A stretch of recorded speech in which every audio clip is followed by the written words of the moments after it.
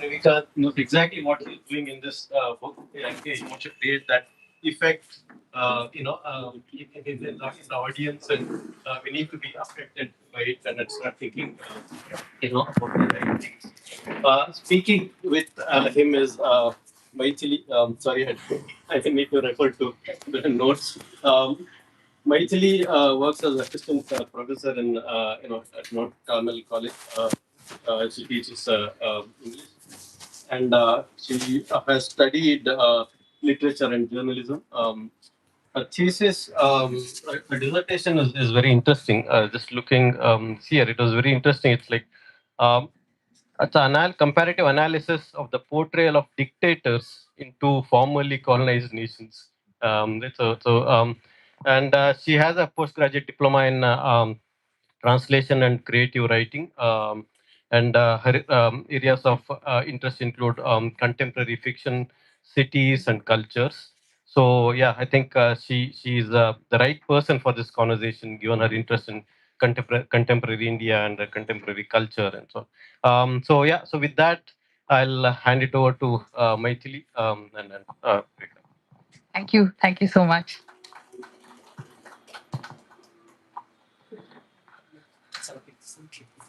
Um, I would like to start the first question from the amount of research that you've done.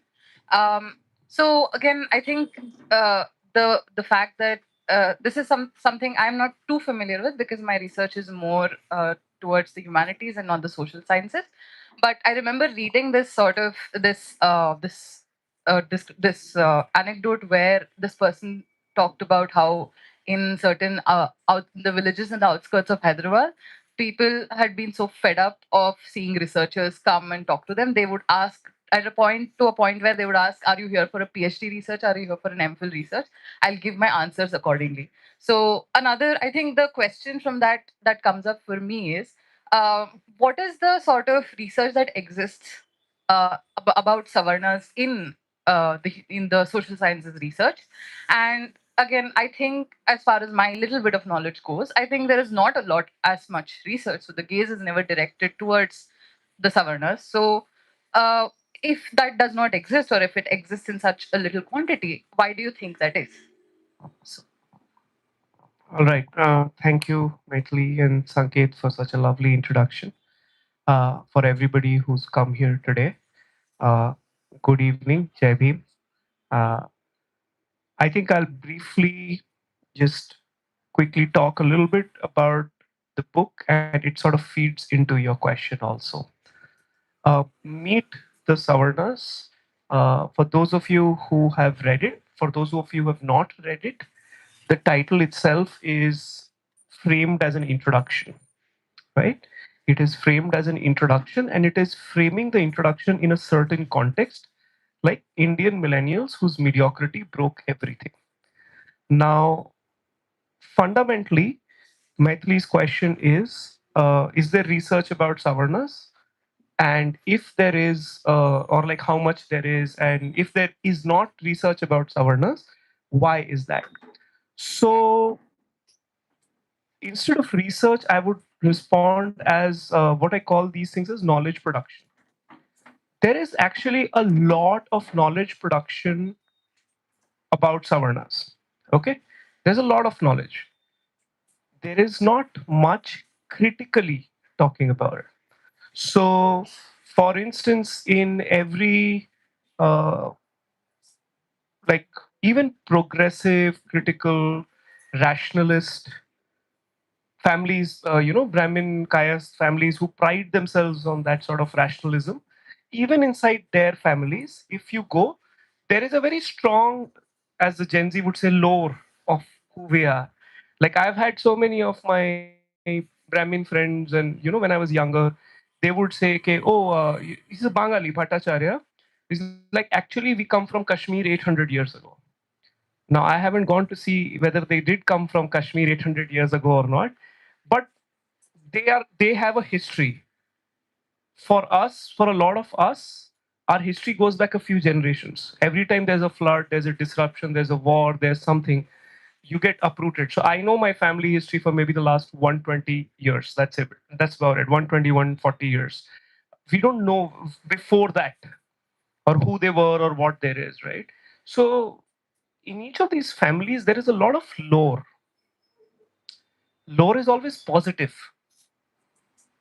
Recently, a colleague of mine, he was telling me, he also happens to be Brahmin from UP. And I think he was trying to tell me in a progressive way that don't think that we are all supporters of BJP. You know, we were also from the Congress, and my great grandfather fought in the 1857 and all that. And I'm just like looking at him, I was like, you know, what lovely stories you have, right? I wish I had stories. I don't have. Most of us will not have those stories, right?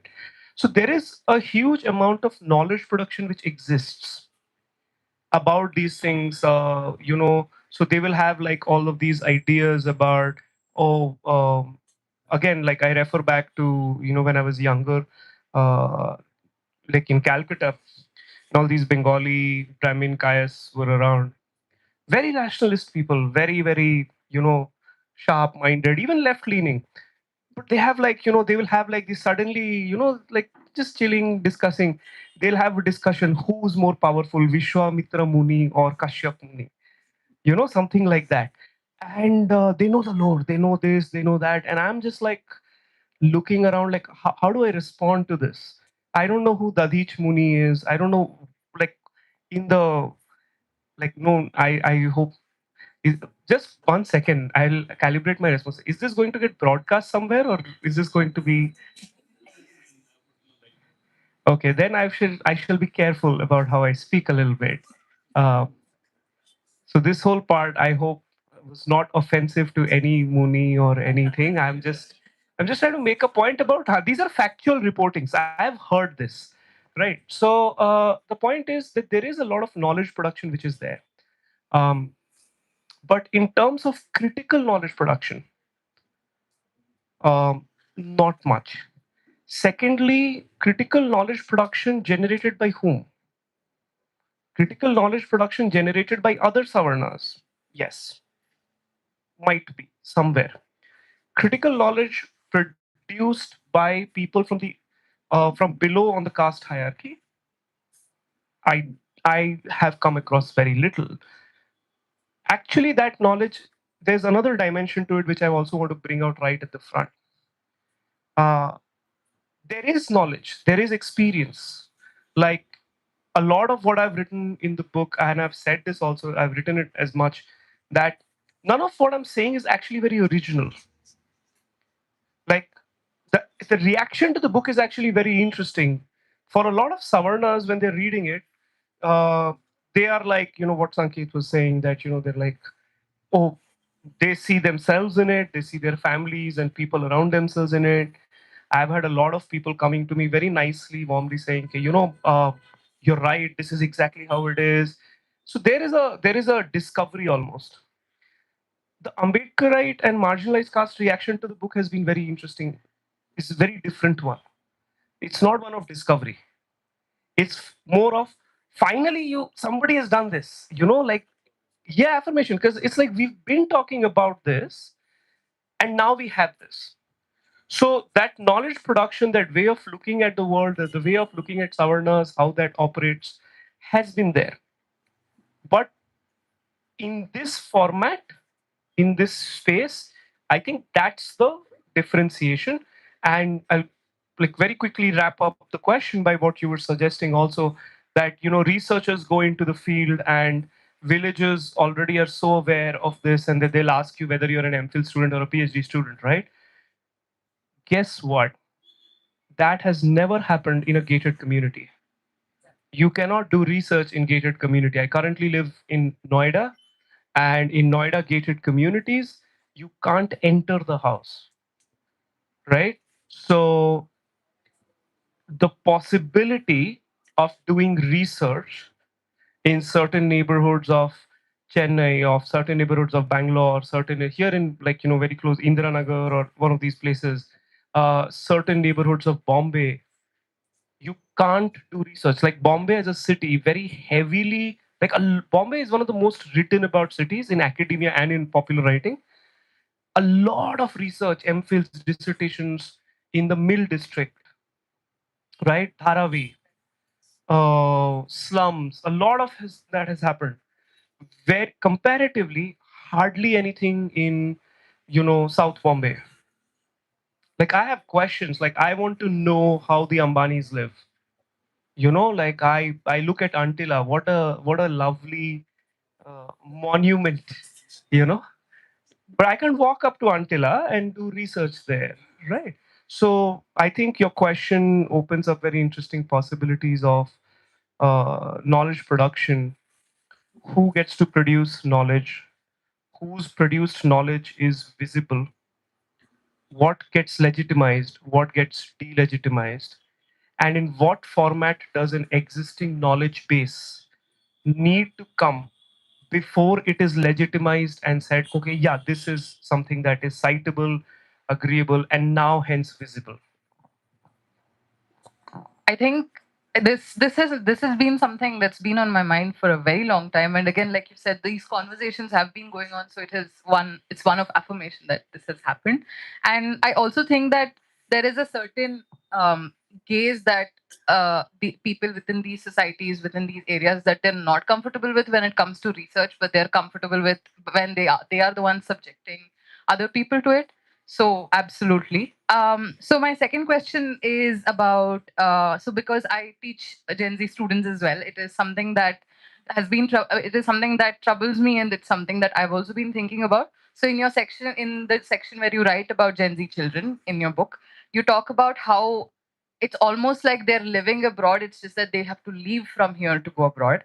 I was wondering if you have any specific instances about your interactions with them, and sort of what baffled you so much that this was the realization that you got, or you found words for these words to say about them. Oh, they're an absolutely ghoulish generation. The, the absolute demons, I tell you. It is, and so in the book, I'm actually very interested about elite Savarnas. So the kind of Gen Z I'm talking about here are the Ashoka University types and all of that, right? That's not very representative in numerical terms, but they have an outsized impact on discourse and culture. But even the not so elite Savarna, Gen Z or younger, see, Gen Z is also like getting old. That's also something we have to realize that, you know, some Gen Z are now already in their mid 20s, right?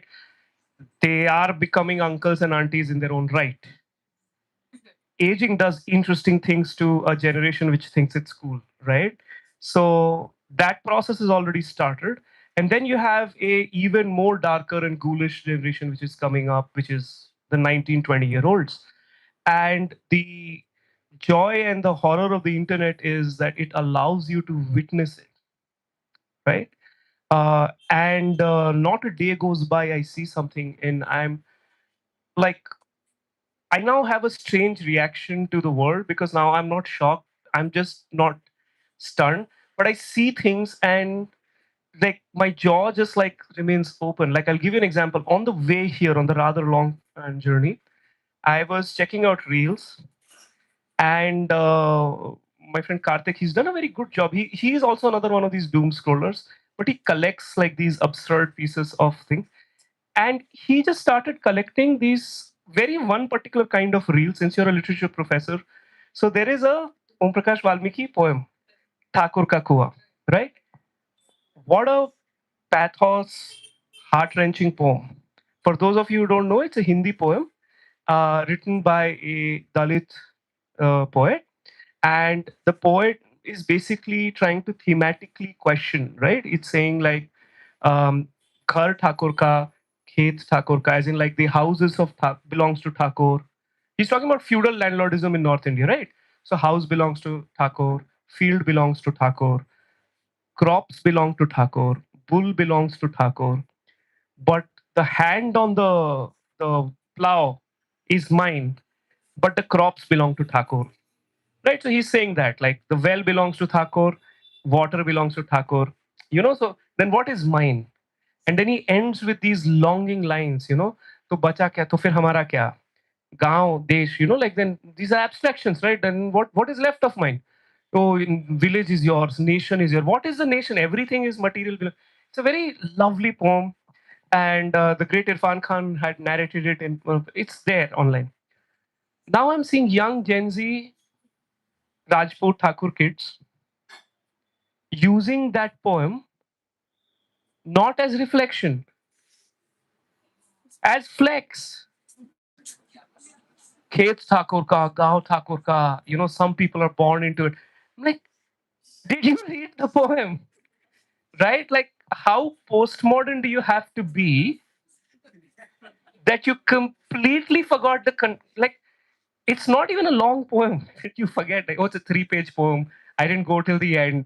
This part looks nice. It's not even like that, right? It's not like Proof Rock. It goes on and on. It's a small poem, but the fact that the poet is just saying everything belongs to Thakur, then what's mine? The youth has said, yeah, everything belongs to Thakur. We rule. You know, that's their reaction to it. That for me is an extremely interesting reaction, because not only is it showing a certain lack of critical comprehension, uh, but also a certain sort of caste pride. For some of us who are older, from the generation which is broken India, who are now in our late 30s and early 40s, and um, even to mid 30s, I would say. When we were growing up, caste pride was not something that you flexed openly. In fact, the narrative was very different. If you remember, for those of the older audience members, if you remember India early 2000s, 2010, the story was that India is rising. When we were in college, I went to B school, I did my MBA. The whole narrative was 21st century will belong to India and China. We are on the rise. There's a certain obsession with modernity. Airports will come, cafes, malls, brands. Like, there was almost an irritation when somebody would talk about poverty and caste. Like, "Oh, why are you only talking about this?" When foreigners would come and they would try to watch films, like, people would be like, "Have you seen Dil Chahta Hai? That's real India." Like, not all Indians are Garib and everything like that. So there was almost like this impatience with it. And this is a generation which was like, oh, politics is ruined because all these politicians are doing caste and all of those kind of things. Now, who were these politicians they were responding to? And they were responding to all these Baujan, Samajwadi, PSP. These were like the peak years of that. That's what the response was. And there was a faith in the market. There was faith in capital. There was faith in, neoliberalization processes. And India had a few good years for a few people. I won't say few good people; they were not good, but a few people. We had few good years because big capital comes in. Certain neighborhoods of Bangalore, Gurgaon, Bombay get hyper developed, hyper commercialized, and the message which goes across is, oh, this will continue forever. Now this has its own momentum. It will keep reproducing itself. So all we heard was Pune will become next Bombay, Jaipur will become next Gurgaon, Mysore will become next Bangalore, and it will just be there, and India will become number one, and all of those things, right? That actually did not really happen. So when you talk to older people, 30s to 45 ish, there is a sort of a confusion. Like, wait, what happened? Like, this India hasn't turned out the way we thought. We got the wish list, right? All the regional caste politicians, Hatao, strong leader, pro market, everything that you wanted, you got. And yet, this is one of the worst decades of India politically, culturally, economically. So there's a bit of confusion. In that confusion, some people have pivoted towards a hard right, and they've gone into religion and all of that as some sort of salvation, or the last place where they feel in control. Gen Z has was a fantasy as a TV show. It's a great metaphor to understand this, because Friends was a great millennial fantasy. Parents are not interfering, boys, girls, living, building career, living alone, having relationships. That was a grand fantasy. In that fantasy, see, in Friends, the TV show, there is no racial issue. There is no, everything is very nicely, neatly. So that's how caste also is getting reproduced. There's no caste issue. There's no nothing. Everybody, hey, I like you. I like the vibe and all of that. Gen Z has come from the opposite end. They see this, they see the modernity, they see the TV shows, they also watch Friends, but they're also watching, the mandir and the communal polarization and all of that. And for them, even performatively, there is no difference between these two. It's a look. This is the cosplay, right? So there's no contradiction. It's a costume you wear, right? That's what Comic Con is, right? You go there, you dress up as a character, right? It's a cosplay. Cosplay means you play, like for the older generation, I must tell you this is a discovery. Cosplay is when you dress up as your favorite character in a comic or an anime, and you just go there, and there's actually nothing else to do then.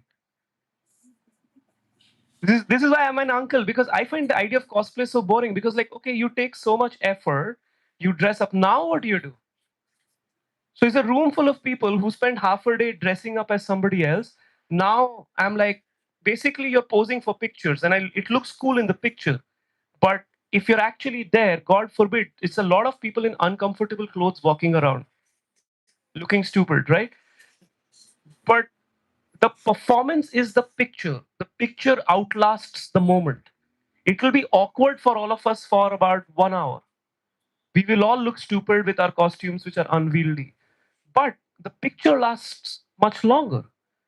And the validation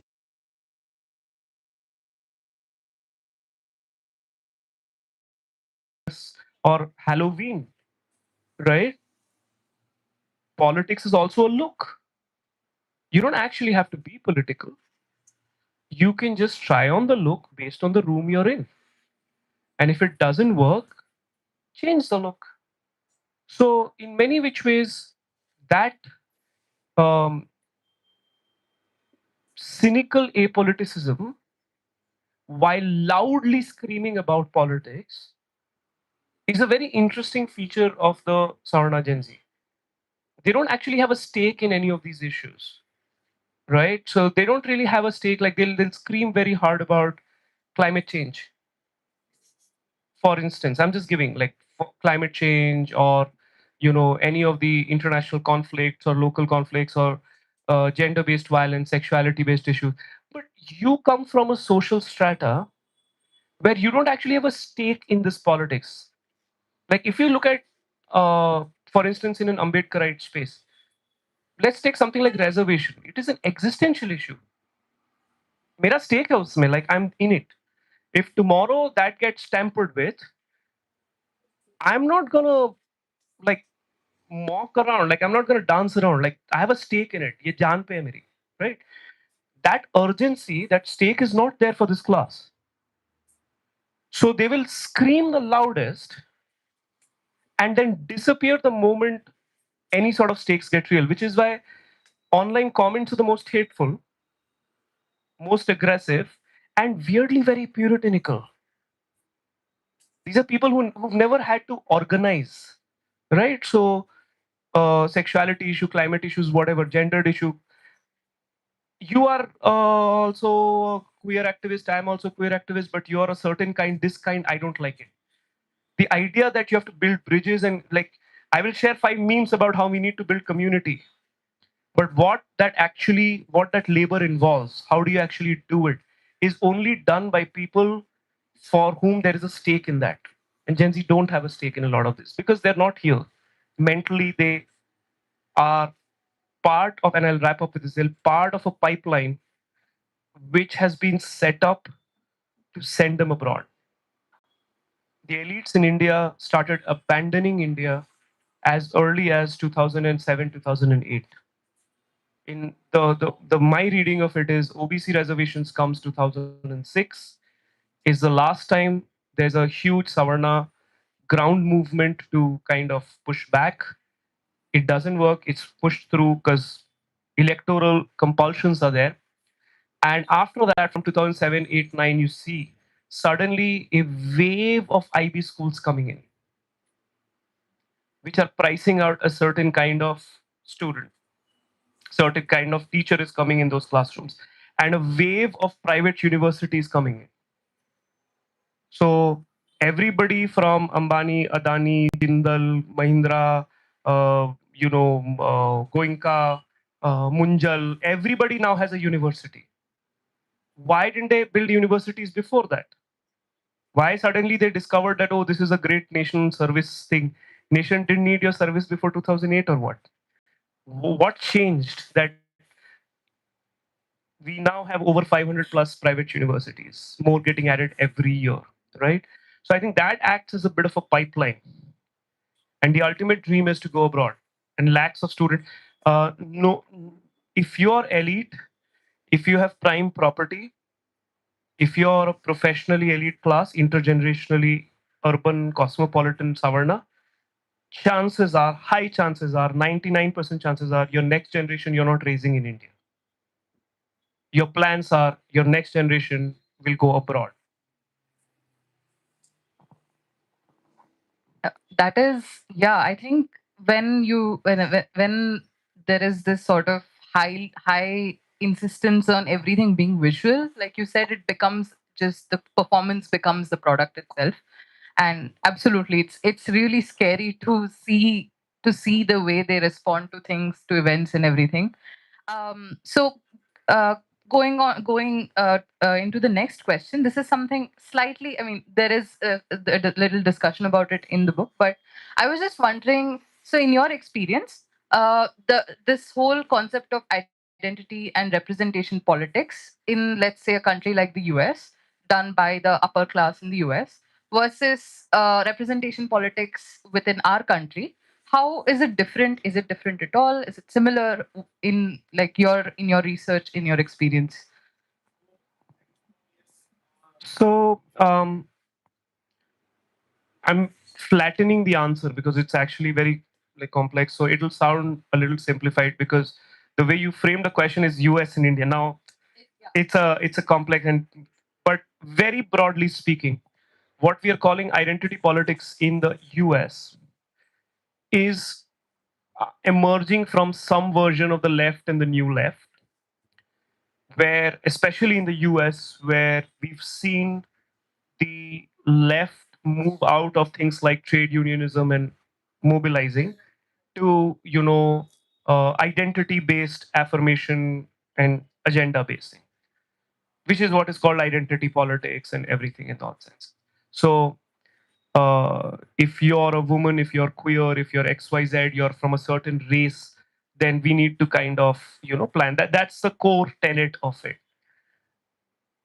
I've heard this being talked about the Ambedkarite movement, and also like, oh, then identity politics, no structural change. And recently, only I was talking to um, a colleague, and he's from the left, and he was saying, okay, identity politics, I agree with most of the things that you're saying, but I don't like. I'm not for identity politics. I said, great, but I don't do identity politics. What do you mean? He said, no, you talk about caste, and for you, caste is very important. I said, yes, but not in the way you think. Like identity politics is your Brahmin, your Banya, your Kayastha. That actually means nothing to me without the assembly of privilege that is built around it. That is grounded in actual material privilege. I'm more interested in that, right? So for me, caste becomes a material question. It's not an identity question, right? So whether you're a Jat or a Thakur or a Bhumihar or whatever, by itself it doesn't mean anything. If this person exists here, I don't know their caste or whatever, and someone comes and tells me that they're Rajput, that gives me no insight into what this person is, right? But that identity takes weight, उसमें वजन आता है, weight आता है when I put him in the context of society. Which place, what context, how many, like intergenerationally, how many literate people you have, how much land, what feudal connections have you had. And if you start mapping like that, then the caste identity takes on a very heavy turn. So caste-based affirmative or affirmative से भी ज़्यादा बोलूँगा assertion movement has actually not come from some sort of a left elite university imagination of, oh, you're oppressed. No, it has actually come from the dispossessed. Historically speaking, before Baba Sahib also, going back to the Fules, and actually even before that, it comes from this idea that your authority, like even the poem I mentioned, right? Khet Thakur ka, whatever, Kuan Thakur ka. So that is, he's materially describing, right, the appendages of what being that person, that Thakur in that village means, right? And who's describing it? It is the person who's deprived of the material access. So I think to dismiss or that's not what you're doing, but like I've heard to frame Ambedkarite politics as, oh, this is ID politics, identity politics. I think it's a little cruel because it is talking purely materially. And if you look at the core tenets of what the political demand is, now almost over 100 years precedes India, it is affirmative action. Affirmative action based on not identity alone, affirmative action based on the idea that you need policy to break the material barrier of caste. Right? So it is not affirmative action across the board. It is affirmative action in upskilling in education, in jobs. Now there's that whole thing, no political reservation now, which is comes out of the Pune Pact and everything, which was supposed to be for 10 years. Scheduled castes in India are not agitating for having, members of parliament in this context. You take that away tomorrow, nobody has an issue with it because in the current political affirmation, now there are 71 MPs in the parliament who are 71, 72 who are SC and ST because certain seats are designated SC, ST, where only a SC candidate can be put up. But the vote is going to BJP or Congress or whoever. So if he becomes an MP from the constituency, being SC, he cannot represent SC interests against party line. So then his identity as an SC MP becomes sort of redundant to the movement. So this is not useful. Nobody's arguing for this, right? Which the Savarna knowledge production will always say, oh, reservation was for 10 years. They keep it. Yeah, this reservation was for 10 years. Please take it away. Someday, this one you keep renewing. So that is very tied to a question of material politics. And one final comment on this.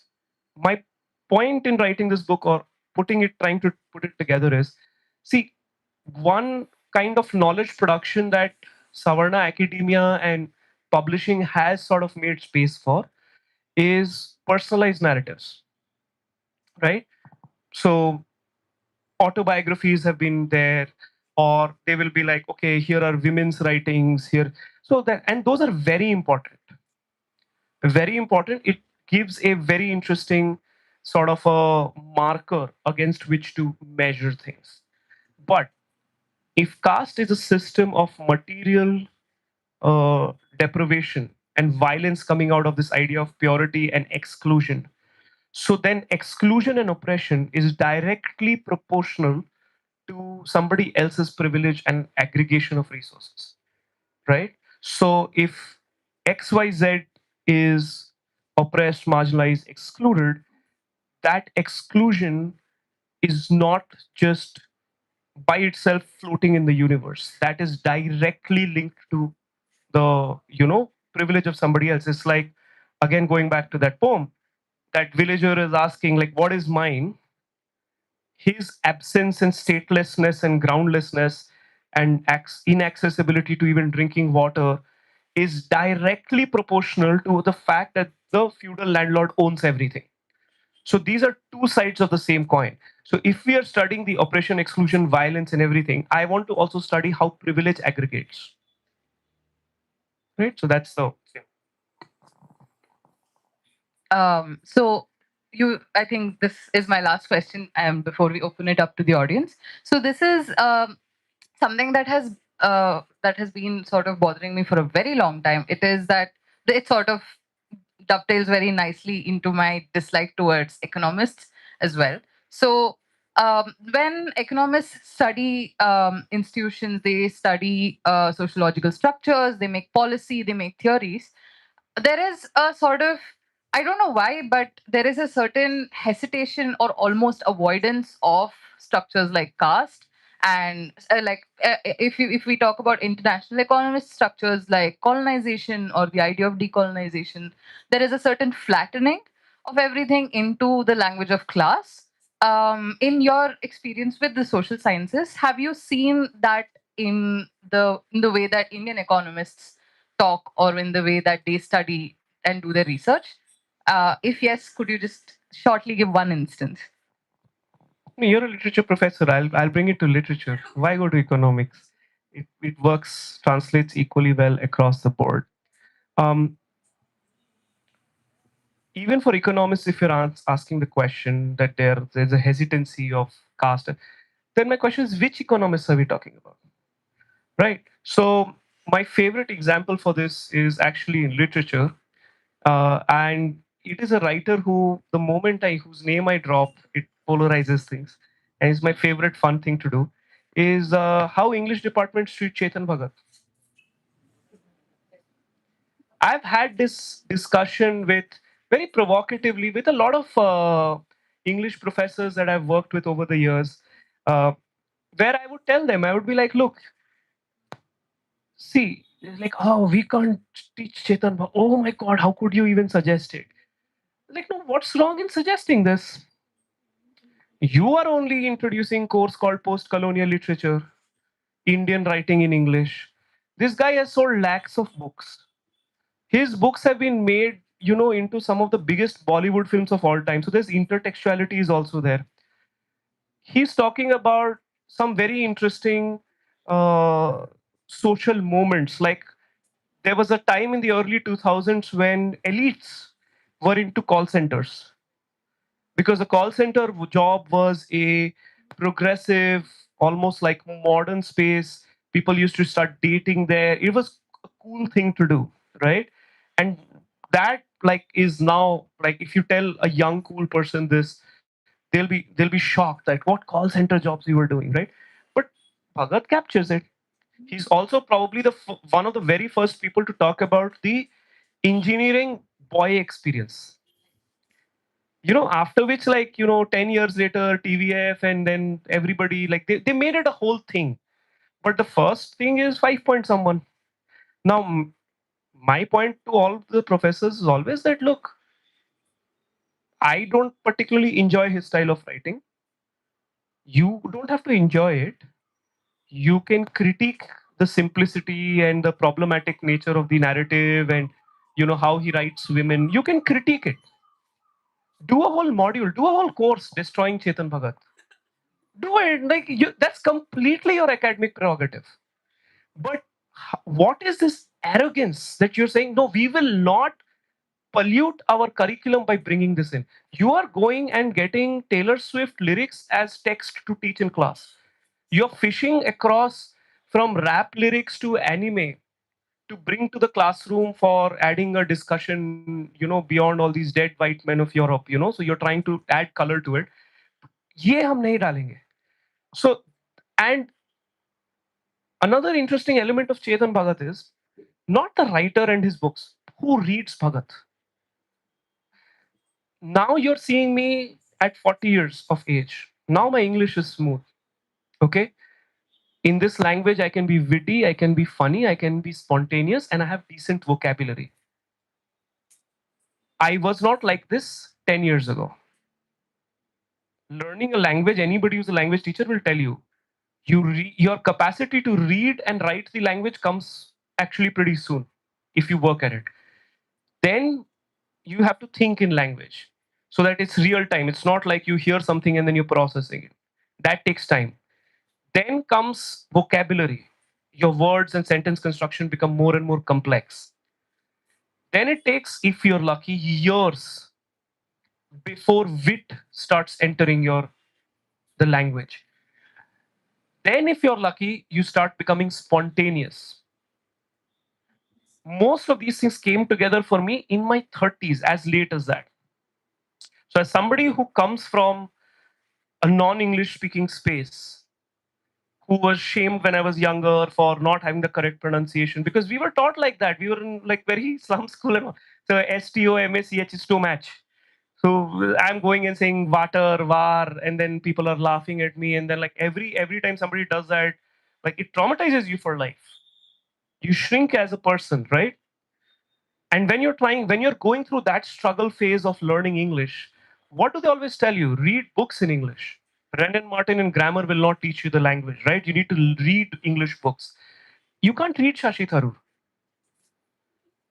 It's Chetan Bhagat that people will read, you know. For me, it was Chetan Bhagat and Ruskin Bond. Very accessible English. I liked Ruskin because his stories were more complex, and I liked that style of writing. And and Ruskin is one of the greats. Wait till somebody discovers that he was a great. He has to die first. But Chetan Bhagat has played that role, continues to play that role for lakhs of people who are trying to familiarize themselves with the language. So they are getting into reading, right? And that was their first 5 novels. So he's added tens of thousands of new readers to the market. Publishing should be like celebrating him, right? Irrespective of himself. But the idea that you disregard those readers, we will not engage with, because they're not the right kind of readers who don't understand literature. They have access to the book and they read the literature, but they don't get literature. How do you decide that? Where does cultural prestige around bookstores comes from? Why are some bookstores more important than some other bookstores? Right? Uh, Now this book came when I was doing the literary rounds. I was telling the publisher and like I was like pushing them. I was like, why do you only want to do book events in Bangalore and Delhi and all of that? Like I want to go to Patna. I want to go to Bhubaneswar. I want to go to Guwahati. These are big cities, by the way. They're not small cities. Surat is massive. Ahmedabad is massive, right? Why aren't we doing book events? Why are more? It's like, what is the logic here? No, people, nobody will say outright, but it's almost like Greater Kailash to Kunzum, Blossoms are more important than certain other bookstores. So who decides that? Which section has the power to legitimize that and delegitimize something else? Right? Same thing plays out in economics. Same thing plays out in business, MBA studies, business studies, the startup ecosystem. Same thing plays out in tech. It's the same phenomenon which repeats itself. I just anchored this question in publishing and literature because we are in a bookstore and you are a literature professor, and I'm culture studies is closer to that than economics, right? So in a lot of ways, that's the blind spot. And social sciences in India is horribly, even today, horribly gate kept to the point where I provocatively say this, but I actually don't think it is a very wrong statement to make also. I think it's correct only. I don't think we've done work in social sciences in India only. In economics, in culture studies, literature, actually काम हुआ ही नहीं है. There's not hardly any work has happened. Like very small little breakthroughs and you know provocations are reproduced and endlessly recycled for like long things. Some professor in some tastes or DU or JNU will write some book. It will advance the question by this much, and then that will only endlessly keep getting recycled. And what that has done is created a massive stagnation in academia and literary and the culture. Like the vanguards of what this should be are actually some of the most stagnant places, right? And this is why you see so much engagement happening in the social media space, because it's not coming from these spaces. And what is the reaction of this sort of cultural vanguard to that social media discourse? You can just read what publishing is now saying about Instagrammers getting book deals. They're saying, oh my God, nowadays literature is going away. People who are on Instagram influencers are getting book deals. Toba. Are they're selling 40,000 books. Your, this writing, philosopher, street philosopher minded person who thinks he or she is like this great gift to literature can't sell 800 books. If somebody is able to sell 30,000 books, 40,000 books, it means they are able to make some sort of an argument which has, if not the literary merit and technique and quality, relevance, right? Instead of punishing that relevance, you need to record it, understand it, consume it, refine it. And there's an absolute rejection of that process. That is, I think, the complete blind spot of the Savarnas, which has created the crisis in a nutshell of where we are in India. Because this is reproduced not just in literature, everywhere else. Thank you so much for that. So now we'll open it up to the audience.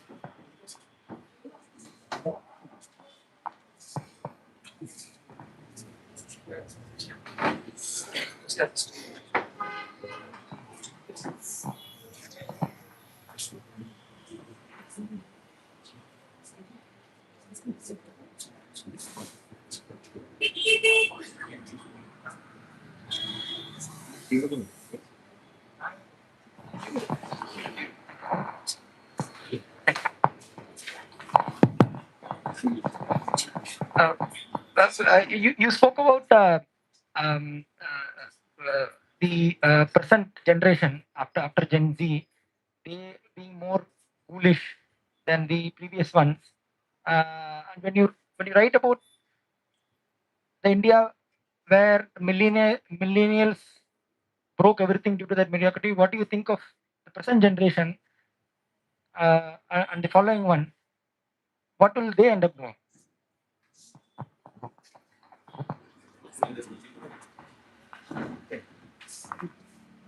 That's a horrifying question. I try not to think about it. It sends shivers down.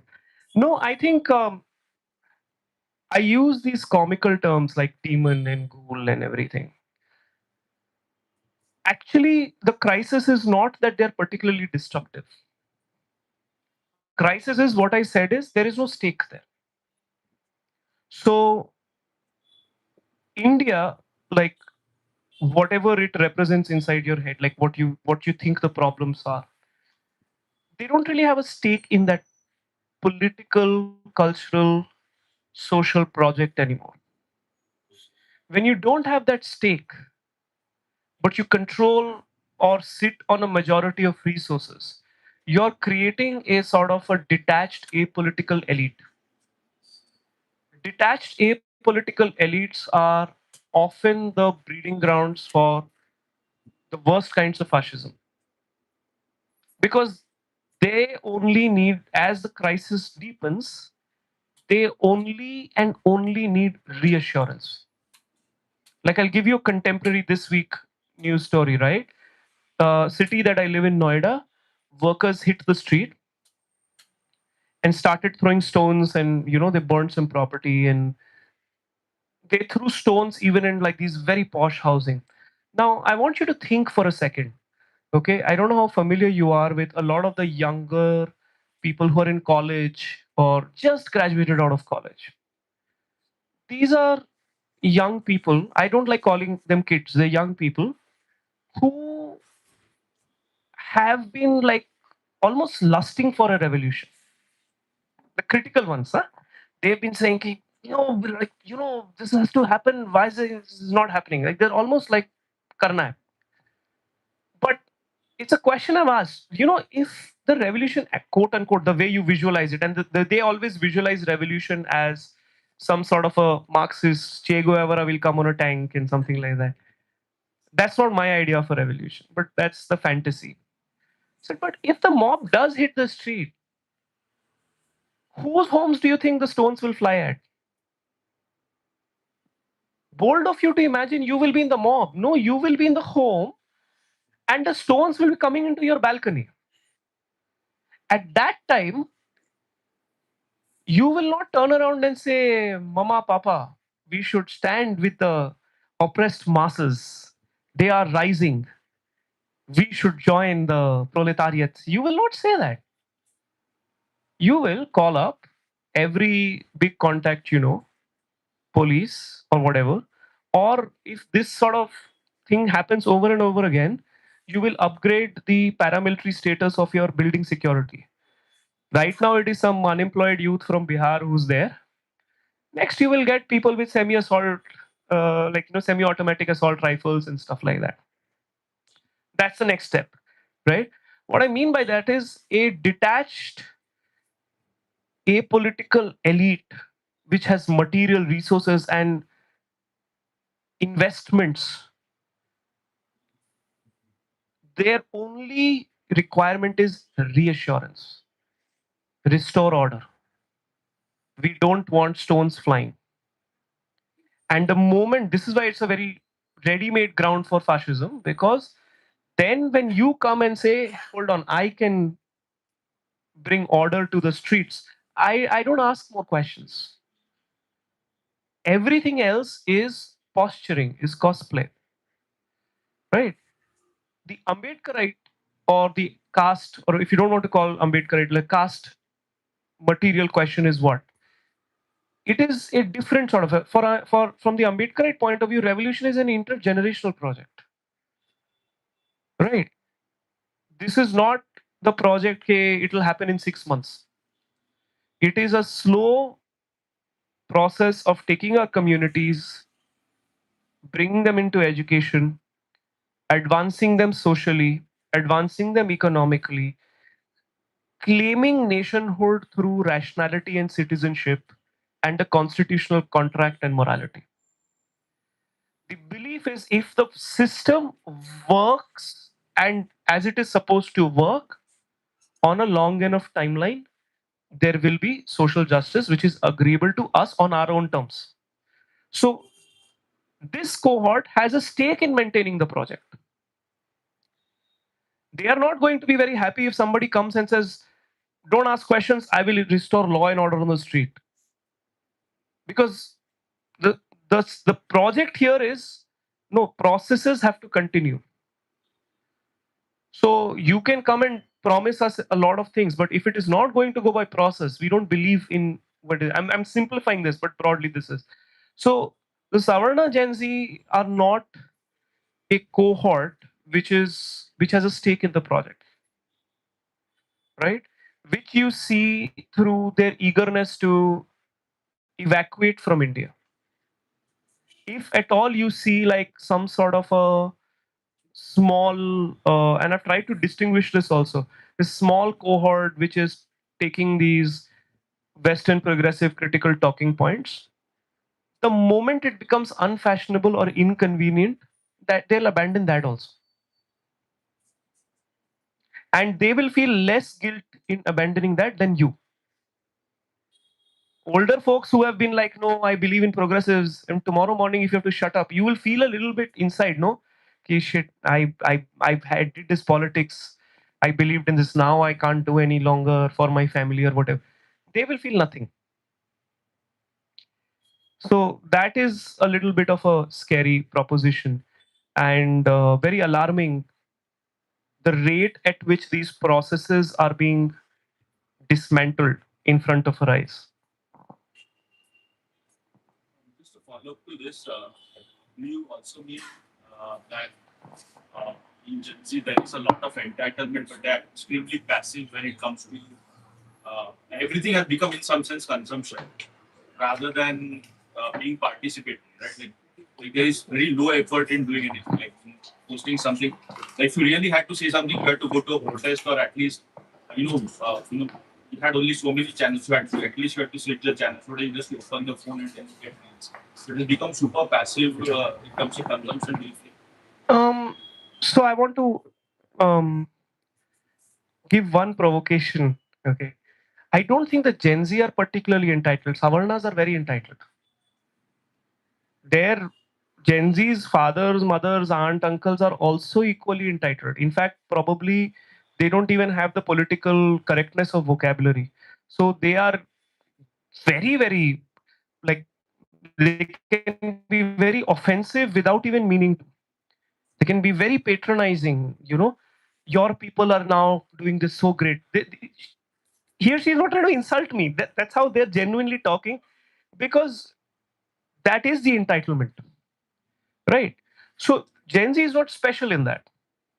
Where I think slight change happens is that the consumption, it's also not social media that, oh, they can passively see. You see the binary that you frame. This is what I mean: social media or real street protest. Where is a street protest happening today evening? Tell me. I am not Gen Z, I am not Savarna. Where do I go today? Protest is not like a book my show movie event, no, where you can go there and participate. Protest comes from organizing a community. So which community have you organized, right? So Savarnas in general, especially this progressive, urban, intergenerationally literate section, which thinks itself as progressive, into academia, into these spaces. So I sometimes teasing very I keep poking. What simple. So see, you must have like at least 1-2 CR of property. होगा आपके पास ऐसे crores of property. ठीक है? See, here's the difference. Like, some SC/ST person will talk like this. Okay, my net worth is 25 lakhs. My father's land share is 20 lakhs. 5 lakh is my salary. Elite Savarnas I've met will never talk like that. They'll be like, my salary is 1 lakh. My net worth is 1 lakh. There's one plot of land, one flat somewhere. No, I don't count that. That is my father's, or something like that. But आपके family में है ना resources कहीं ना कहीं से. So why don't you keep half of it? Let's say you have 2 crores of land or property somewhere. You take 50%, liquidate it, make it into a trust. You only run the trust. Now you have 1 crore. Now you decide who you want to work with. Dalit women, savage sanitation worker, whoever, you decide. कोई नहीं रोकेगा आपको. आप जाके decide करो. फिर then you use that money and then you try to organize them. Then you understand what the stakeholdership in that process is. Because आपका पैसा लगा है उसमें. No skin in the game. So Savarna politics of rationality is one of no skin in the game, and merely showing up at a protest or something of that sort, then it becomes a spectacle that you're consuming. So consumption happens in multiple ways. One, I'm seeing it on the social media, but during CNRC, I actually saw this. There was I was teaching in Pune, so there were like some students and like from different Pune colleges. They'll come wear bandana and there's a protest look they're coming for. They'll come, they'll take pictures, and after 2 hours at the protest site, they'll go have a beer, you know, and they'll put a story with a beer mug, in collab, hashtag, something like that. I found it very cute. Like, कि आपका कोई stake नहीं है actually इसमें. And hence the Savarna fantasy is always this, no, like somebody else will come. Why isn't somebody else coming? Muslims will come, farmers will come, Dalits should hit the street. Why are you not? You want fascism only. That's the thing. You deserve fascism. You guys didn't. No, take it. And then what is your role? Who has the resources? Who has the access? Who has the network? Who has the kingship? And they'll say fascism is coming. Okay, what does fascism look like? You're talking like Thanos is coming or something like that. You want to see fascism, you open somebody's WhatsApp group, family WhatsApp group. Fascism will be in that WhatsApp group. There'll be one uncle will be there who's Kattar BJP. And one cousin will be there who's some hardcore feminist or something of that sort. So everybody is existing in that same WhatsApp group. No, they might not talk to each other, but if there's a death in the family or something like that, these parts of the family will cooperate. No, so it's not the same as saying, oh, they are fascists, we don't talk to them. No, that doesn't mean, again, it's not identity, it's materially tied. So the entitlement is a very Savarna property. The lack of critical engagement is because, I will actually close by saying this, it's even more provocatively, I'm just, okay. It's not just a lack of skin in the game. Savarnas have a skin in the game in maintaining the status quo. So if you try to get into all of these spaces, why has somebody not done all of these sort of steps that I'm doing? Because India, you can complain about India. Traffic jam, road, air is unbreathable and all. You complain all of that, but it is still a system which works for the Savarnas. Right? The crisis of India right now is the small class caste for whom it is working. Even they are fed up with what is happening. For us, so it never worked. All right. Any other questions? Somebody, hand in the back. Hi. Could you come forward? That's okay. My World Cup friend. Could you come just a little forward?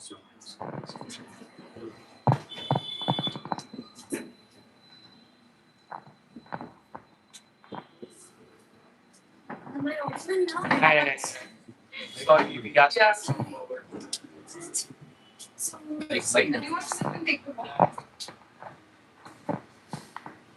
Thank you. Am I audible now? Okay. So, in the end, you said about the gatekeeping of social sciences. So, that reminded me of epistemic closure. And also it reminded me about how I and my professor had this huge conversation rather than a conversation debate about how during the Granovetter's theory, weak ties and strong ties theory. Strong ties is basically the close family ties, and weak ties are the ties with strangers or the infrequent ties with strangers. So when he was saying about it, he and I argued that is not prevalent in India because of caste system. He said weak ties are much more stronger than the strong ties by itself. So I argue that that's not prevalent in India because of caste system. And he went on to argue that no, it is still prevalent because weak ties give access to the outer world, and it gives access to the yeah, it is something continually perforated by networked weak ties. And based on this, how would you theorize gatekeeping of social sciences? One question. And then if you say that the weak ties do expand access, do they genuinely democratize epistemic authority or merely widen entry into the systems whose standards of legitimacy remain controlled by dominant actors? And yeah, this is my second question. I'm so sorry, I'm asking too many questions. So this is my second question. And then here, the solidarity is something not organically built. And this, my professor was not from India, he was a foreigner. So do they build in the access, do they make it build in such a way that the outsiders see it as um, much more organic solidarity, and bring in the concept of the weak ties being much more stronger than the strong ties? Yeah.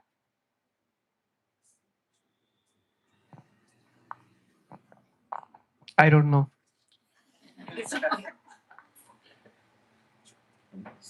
Broadly, it seems your question comes from this one interaction with one professor.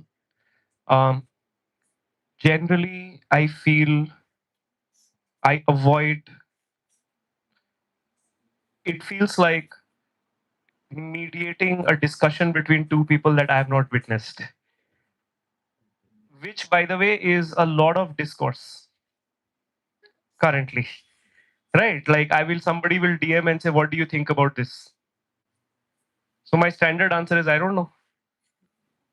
A lot of times people will be like, "Have you seen this movie? Do you think it is progressive or do you think it is problematic?" Like, no, what do you think? Why are you taking talking points from me? What do you think? So I will flip your question back to you. What do you think? And whatever you think is the relevant take on that interaction. Okay. Now, the broad question you're asking about gatekeeping in academia and caste and everything. See, we don't need to actually even go so deep into theoretical constructs, and because these things have a very direct, actually, in a lot of places in caste and academia, more than theorization, you just need good old fashioned journalistic work because data is right there, right? So, whatever we know of has not come from models of theorization, has come from people filing RTIs, good old fashioned RTIs. What good old fashioned RTIs are telling us is in some of our most prominent, biggest institutions, inexplicably, they are not giving admissions in PhDs to SC/ST and OBCs, and they're not hiring us by calling us NFS not found suitable. I myself, for instance, uh, I have just given up hope that I can be hired in the public university system because my PhD comes from a not a public university. It comes from the private space, right? So it is the flimsiest of grounds. They will say NFS. Okay, so you have university after university, IIT after IIT, IIM after IIM, where they are nowhere even close to fulfilling their reservation mandate in hiring. IITs and IIMs in a lot of places, they will say, okay, we can't find suitable candidates. Okay, I can understand cutting edge science work. You don't have the talent in the community right now. But in 10 years' time, you should have given priority admissions in PhD to SC/ST candidates. Then after 5 6 years, they'll have PhD. So then they would have been trained. IIT Madras will train, IIT Bombay can hire. Right? What's the problem? They are not giving that also. Hardly they're giving admission. Right? Is this now happening because of just systemic inefficiency? Okay. Oops. This year also we forgot. Oops. We wanted to get more people, just couldn't. God damn it. Is it like that? Or is it happening as a clear structural exclusion? Now, what is actually playing out in those recruitment rooms? Are a group of professors coming together and saying, this is SCST, we will not take? Are they saying that? I don't think so. But something in their assessment of a CV, of a profile, they are decoding it and they are seeing, no, this is not adding value at the standard that we expected to. What that process is, I don't know. I have not been in those rooms. Meet the Savarnas is literally an introduction. This is where work is required to happen. I want to know the psyche of recruiters and administrators. Like, what are you actually thinking? Because there are campus suicides happening. There is a lot of pressure on you. Media now is also beginning to write on it. Your ministry is actually also making these statements. Every 5 6 years, somebody will drag to the court and say, look, they have not been hiring as per reservation mandate. Supreme Court will say, hey, why are you not doing it? Do it. Then immediately these colleges will immediately say special recruitment dive, special recruitment dive. Again, they are not hiring. So what is going on? They are like, are they stubbornly choosing not to do it? Okay, fine, you can do whatever you want. My job is there for the next 10 years. What will you maximum do, right? Ask me to do a show cause why has your panel declining? What will somebody else do? You're a candidate we didn't pick. You'll go file a case again, you go file a case. Is it happening like that? Is it happening like something else? I don't fully understand. I think it's a mix of all of these things. So, in the absence of that data clarity, I don't actually know which theorization of how reproduction of privilege and caste is happening there. What I do know is visually and evidently and empirically, it's not there. In institution after institution, year after year, it is not being solved. Private, public, tech, management, law, medical, doesn't matter. It is not happening. Right? So that's what I meant by beginning mein, ki it requires good old fashioned policy and journalistic work or political pressure. Right? So none of that is actually forthcoming. So I don't really know how to theorize about this. And as for people outside India and Indian academia, well, this is why I don't want to comment on one professor here and there. But in my experience of looking at non-Indian overseas academics, usually from the white Western world, very honestly, they are not clued into caste. They don't care. भाई उनकी दुनिया नहीं, they really don't care. There is a different level of privilege that you and I don't get only. If you are a white professor in Boston, New York, somewhere, you are theorizing from the pinnacle. Why is India and caste special for you? Because from the mountaintop, you can also see in this direction Congo, in this direction, you will see Palestine, in this direction, you will see caste, in that direction, you will see Latin America. Are you understanding? And you're the mediator of that. So it's a very different world only. So how they interpret that is a very different thing. I hope I've responded and not responded in equal measures.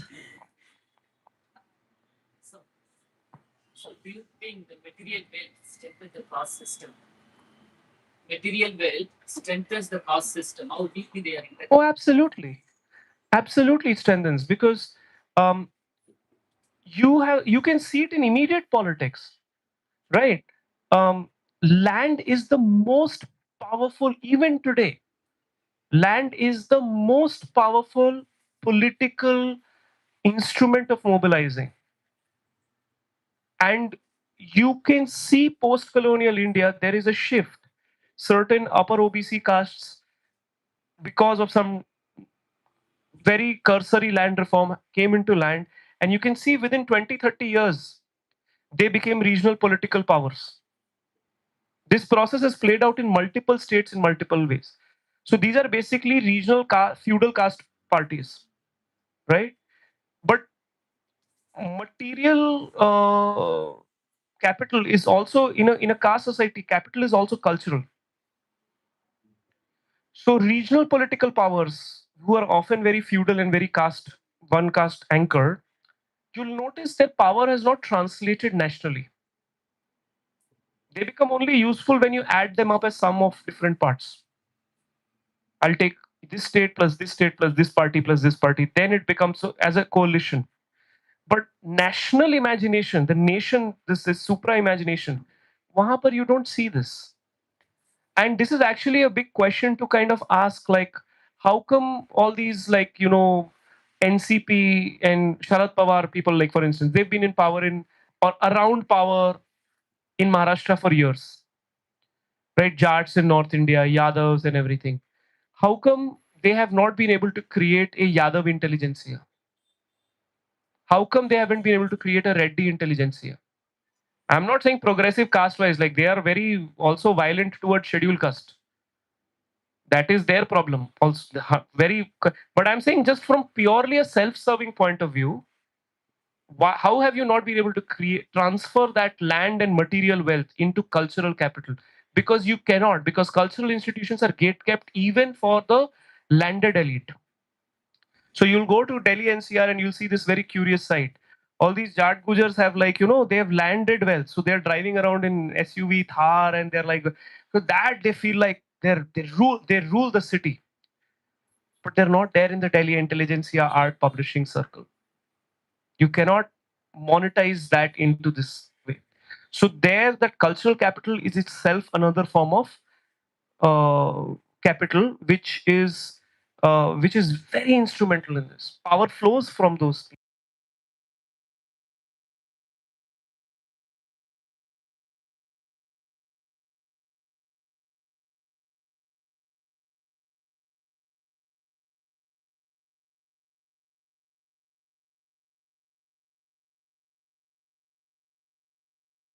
Class of professionals will always be like, oh, politicians are corrupt.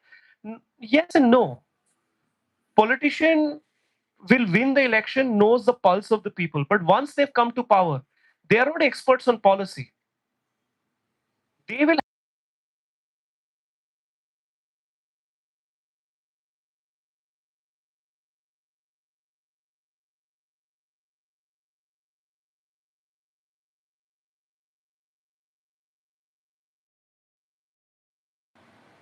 Who are those people in the room that who I'm referring to?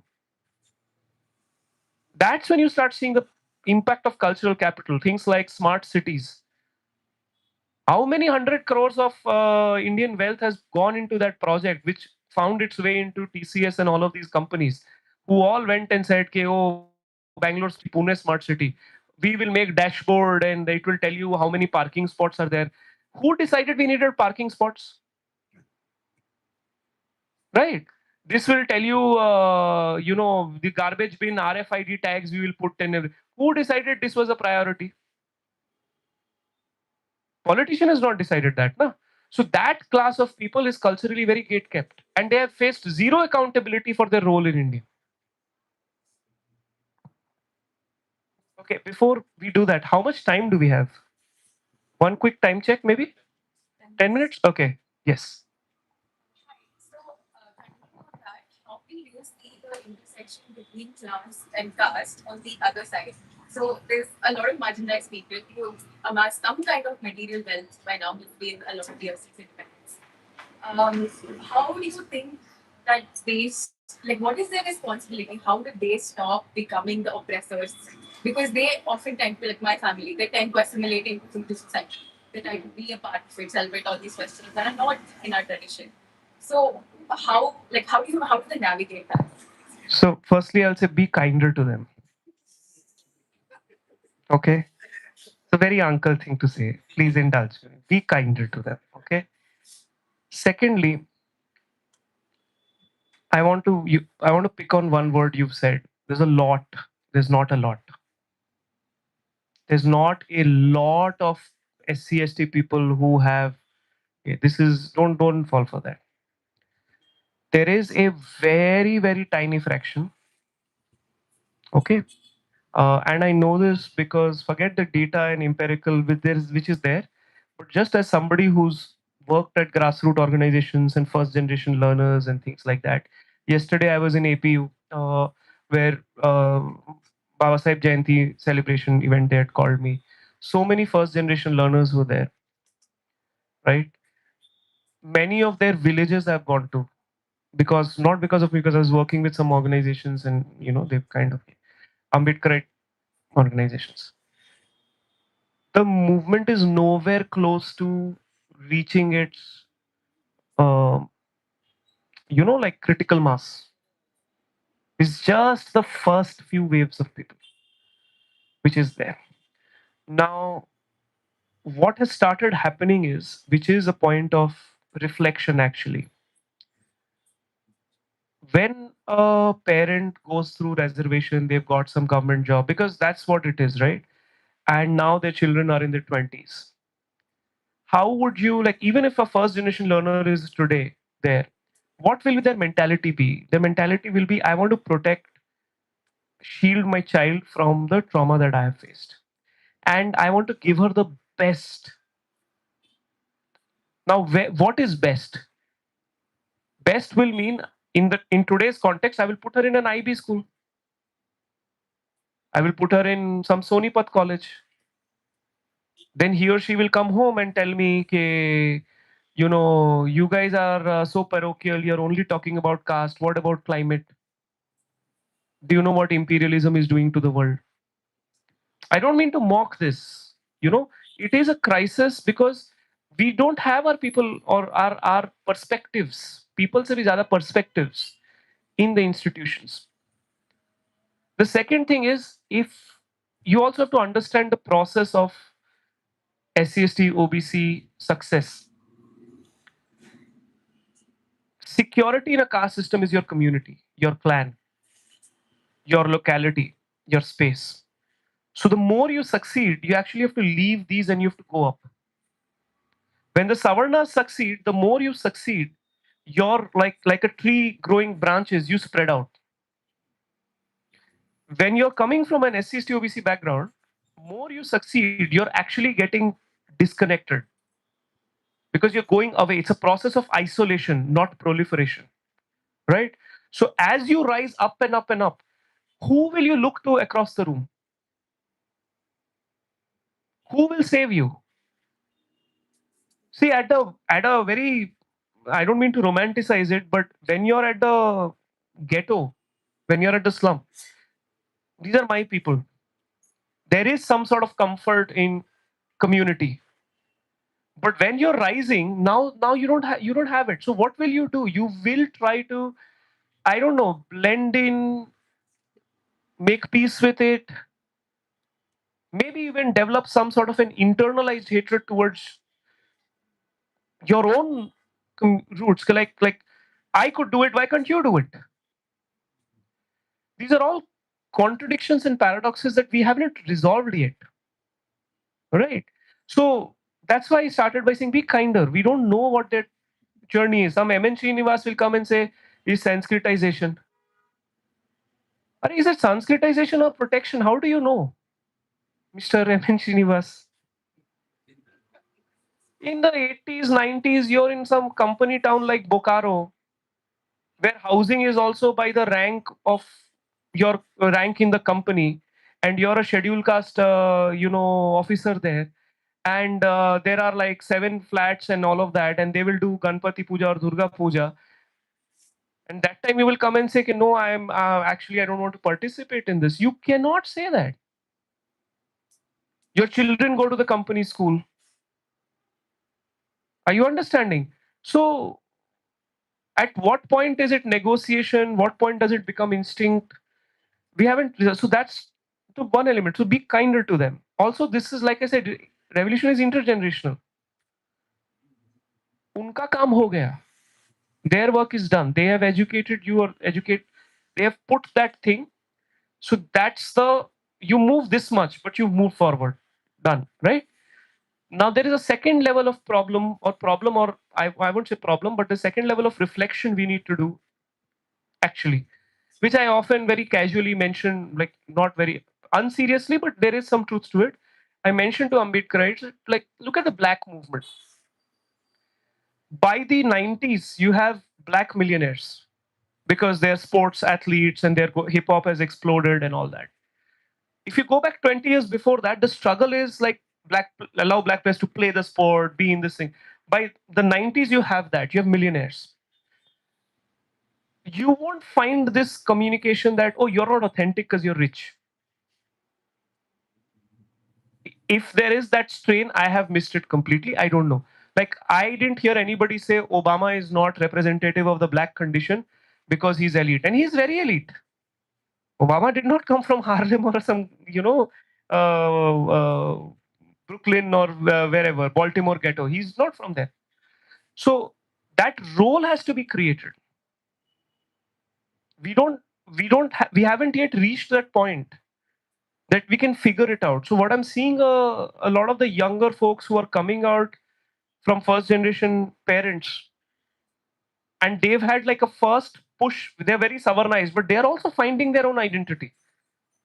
So it will take time for all of these processes to settle. And here's the sad part: it will be extremely painful for you and for everybody who's going through this, because you have no maps for this. Because now there is a vocabulary for a first generation slum person to go to college. He or she can now say, I'm first generation learner and this is my story, right? You can applaud that, but you can't claim that because your parents were educated. But that doesn't immediately make you privileged. It makes you disadvantaged in a different way, which needs another round of theorizing and reflection, which we really have not reached yet. So I hope I've responded, in that sense. Um, be kinder to yourself also. One last question, please. So, my question sort of it follows from an observation you made initially about the two main kinds of responses that you got for this book. Right? To use the metaphor of the glass floor that you've used here, people below the glass floor, probably a bulk of them don't even have access to such a work. Um, and those that have, it's an affirmation for them, and then sort of probably finally somebody is talking about this. But the people above the glass floor, who should probably be reading this, right? Most of them, in my mind, most of them probably don't read it.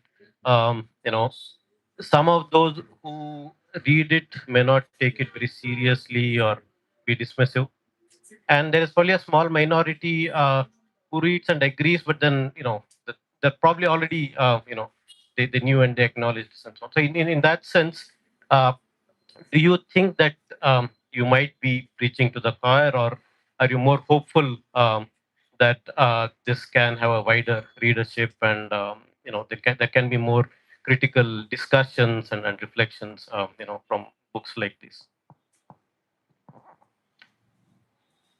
Sanket, this is the first book of its kind. Where is the choir? Um, no, on a serious note, look, I don't. I understand. See, on a serious note, um, there are many reasons one writes a book, especially on caste. Because let's be honest, there are no awards and intellectual merits in it. In fact, if you read it in the prologue, I have actually said also that these are the kind of criticisms will come, right? There are many reasons one writes a book like that. Social transformation is not my objective. That is too ambitious for a person to think that my 200 pages of writing will create change in the world, that a 2000 years way of operating will. It's not meant for that. It is a small little block that you just put in.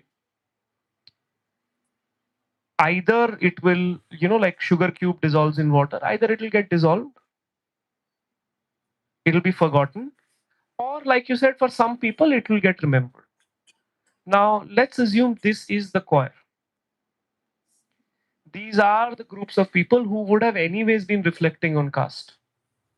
Okay, then the book provides one more reason for you to come together today. Right? Something else will happen. Baba Sahib Jayanti will happen. You'll all come together, hopefully. Something else will happen on caste. You will all come together. It will give you 5, 6 more reasons to come together. Maybe that is its only contribution. That somebody in the room comes here and sees, okay, there are so many people thinking and talking like this. Right? Also, another reason for writing it is I had to write it. Some of these things come out of you. Right? It tears out of you. It is good, bad is not my objective. Like when we are writing, we are not writing, this is not careerist writing. This is career killing writing. Right. Yes. No, this is not the work which gives you tenures. This is the work which can and has led to my marginalization from academia. So it converts me from a full-time professor and a dean or something like that to a touring professor. So I'm great as a visiting faculty, and this guy, not visiting faculty, sorry, guest speaker, come for a day, give a great speech, get lost. We don't want a guy who writes this to be our colleague, because then he will make institutional issues here. Right? So this is career killing work. While writing it, I'm very aware of it. Right? So one writes for many, many different reasons. But the primary assumption that the book will be an impetus for social change, I think that's not the scope of a book. All right. Thank you, everybody. You've been very patient. I'm guessing some of you have some books to sign. I'll just take 5 minutes to gather my wits, and then we can do that. We've taken pictures and everything. Anything else you need from the quorum before we? All right. You want to take a picture? I'll pose for you. There you go. All right. Thank you, everybody. Jai Bhim. You've been a lovely audience. ಈ ಪುಸ್ತಕ 2025 ಬಂದಾಗ ಇದನ್ನ ನಾವು ತರಿಸಿ ಇಲ್ಲಿ ಒಂದಷ್ಟು ಚರ್ಚೆ ಮಾಡ್ಕೊಂಡಿದ್ದ ನಾವು ಗೆಳೆಯರು ರವಿಕಾಂತ್ ಅವ್ರನ್ನ ಕರ್ಸ್ಬೇಕು ಅಂತ ಸಮಾಜದಲ್ಲಿ ಅಂದ್ಕೊಂಡಿದ್ದ. ಬಟ್ ಅವ್ರು ಇತ್ತೀಚೆಗೆ ಬೆಂಗಳೂರಿಗೆ ಬಂದಾಗ ಕೇಳ್ಕೊಂಡಾಗ ಅವರು ಬರೋಕ್ ಒಪ್ಕೊಂಡು ಇಷ್ಟೊತ್ತು ಬಂದಂತ ದೀರ್ಘವಾದ ಸಂವಾದದಲ್ಲಿ ತೊಡಸ್ಕೊಂಡಿದ್ದಕ್ಕೆ ಅವರಿಗೆ ಧನ್ಯವಾದಗಳು. ಆಕೃತಿ ಕಡೆಯಿಂದ ಒಂದು ನೆನಪಿನ. ಹಾಗೆ ಮೈತ್ರಿ ಅವರು ಕೂಡ ಬಂದು ಈ ಸಂವಾದ ನಡೆಸ್ಕೊಟ್ಟಿದ್ದಕ್ಕೆ ಅವ್ರಿಗೂ ಕೂಡ ಧನ್ಯವಾದಗಳು. ಕಾಪೀಸ್ ಇದೆ, ದಯವಿಟ್ಟು ಇವತ್ತು 600 ರೂಪೀಸ್ಗೆ ಮಾಡ್ತಾ ಇದೀವಿ, ಎಲ್ಲರೂ ತಗೊಳ್ಳಿ, ಸೈನ್ ಮಾಡಿಸ್ಕೊಳ್ಳಿ. Thank you.